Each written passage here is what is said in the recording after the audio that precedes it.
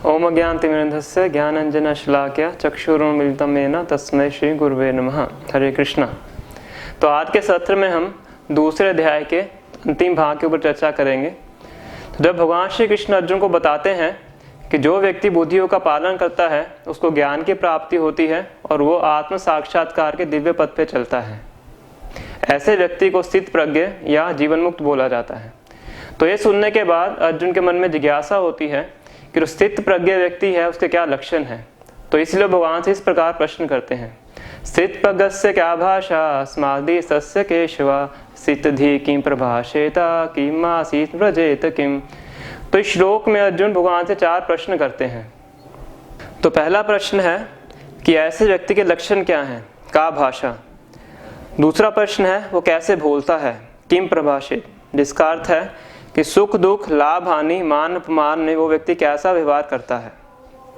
और तीसरा प्रश्न है वो कैसे बैठता है, किम आसीत्, जिसका अर्थ है कि इंद्रियों और इंद्रिय विषयों से वो कैसे बचता है। और चौथा प्रश्न है कि वो कैसे चलता है, व्रजेत किम, जिसका अर्थ है कि अपने इंद्रियों को कैसे इस्तेमाल करता है। तो आगे आने वाले श्लोकों में भगवान अर्जुन के सारे प्रश्नों का उत्तर देते हैं। भगवान अर्जुन के प्रथम प्रश्न का उत्तर देते हुए कहते हैं, प्रजहाति यदा कामान सर्वान् पार्थ मनोगतान आत्मनि एव आत्मनः तुष्टा स्थित प्रज्ञस्तदुच्यते। तो इसमें भगवान बता रहे हैं कि जो व्यक्ति इंद्र तृप्ति के सारी इच्छाओं को दूर कर देता है और आत्मा में ही संतुष्ट रहता है, ऐसे व्यक्ति को स्थित प्रज्ञ बोला जाता है। श्रील प्रभुपाद इसके तात्पर्य में बताते हैं कि जब हम कृष्ण भावना में जुड़ते हैं तो स्वतः ही हम इंद्र तृप्ति के सारे विचारों का परित्याग कर देते हैं। और श्रील प्रभुपाद ने इसको करके दिखाया। जब श्रील प्रभुपाद पाश्चात्य देशों में जाते हैं तो हिप्पी लोग जो कि अलग अलग प्रकार की इंद्र तृप्ति में जुड़े हुए थे और उनको भगवान की सेवा में नियुक्त करते हैं, तो कृष्ण भावनामृत में आके उनके सारे इंद्र तृप्ति के विचार खत्म हो जाते हैं। ये एक स्थित प्रज्ञ व्यक्ति का लक्षण है। और अर्जुन का दूसरा प्रश्न है कि स्थित प्रज्ञ व्यक्ति इस भौतिक जगह के द्वंद्वों में कैसे कार्य करता है।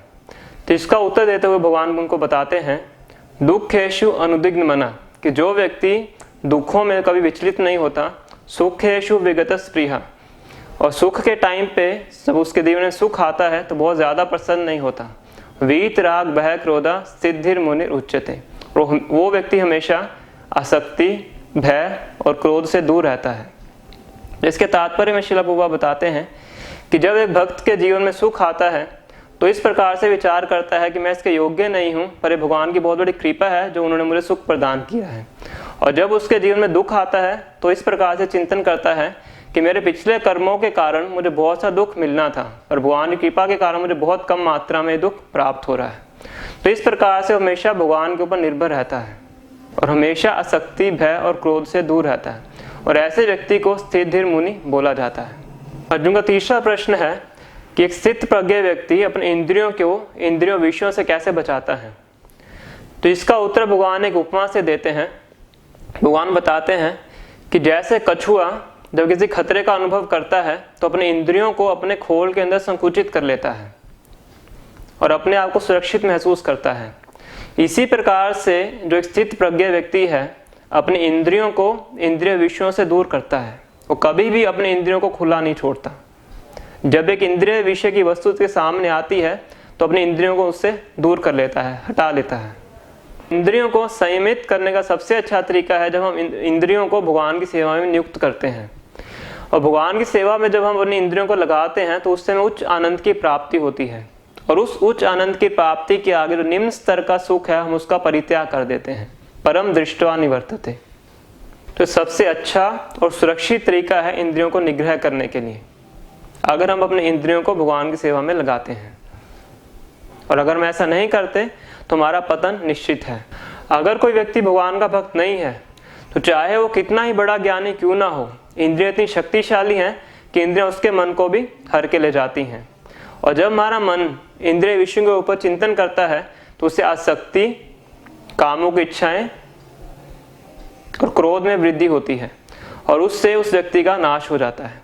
और इसीलिए सबसे अच्छा तरीका है इंद्रियों को संयम करने का, वो है भगवान की सेवा में उनको नियुक्त करना। तो अर्जुन का चौथा प्रश्न है कि एक स्थित प्रज्ञ व्यक्ति अपने इंद्रियों का कैसे इस्तेमाल करता है। तो अभी तक भगवान अर्जुन को इंद्रिय और इंद्रिय विषयों के संपर्क में आने से जो खतरा उत्पन्न होता है उसका वर्णन किया है।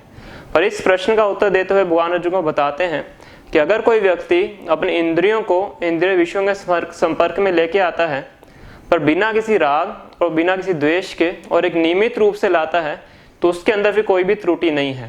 राग द्वेष मुक्तस्तु विषयान इंद्रियश्चरन् आत्मवशेर विषय आत्मा प्रसादम अधिगच्छति। श्रील रूप गोस्वामी संदर्भ में युक्त वैराग्य के सिद्धांत को बताते हैं।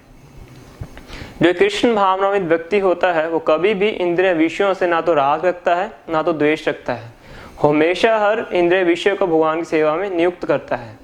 श्री रूप गोस्वामी बताते हैं अनासक्तस्य विषयान यथारम उपयुञ्जता निर्बंधः कृष्ण संबंधे युक्त वैराग्य मुच्यते।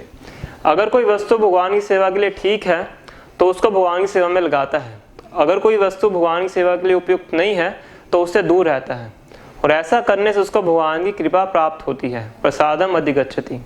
और भगवान की कृपा प्राप्त होने के कारण हमेशा संतुष्ट और हमेशा खुश रहता है। और ऐसे व्यक्ति के अंदर अगर कभी इंद्रिय तृप्ति के विचार आते भी हैं तो कभी भी उनसे प्रभावित नहीं होता, कभी भी उनसे डिस्टर्ब नहीं होता। और भगवान श्री कृष्ण इसके बारे में एक उदाहरण देते हैं। अपूर्यमानम अचल प्रतिष्ठम समुद्रमापा प्रविशन्ति यद्वत् तद्वत् कामायं प्रविशन्ति सर्वे स शान्तिमाप्नोति न काम कामी। तो इसमें भगवान एक समुद्र के उदाहरण देते हैं कि जैसे समुद्र के अंदर अनंत नदियां आके प्रवेश करती हैं पर समुद्र कभी भी उनसे विचलित नहीं होता। इसी प्रकार से अगर स्थित प्रज्ञ व्यक्ति है उसके अंदर बहुत सी कामों की इच्छाओं के अगर विचार आते भी हैं तो समुद्र के समान हमेशा गंभीर रहता है, कभी उन विचारों से विचलित नहीं होता।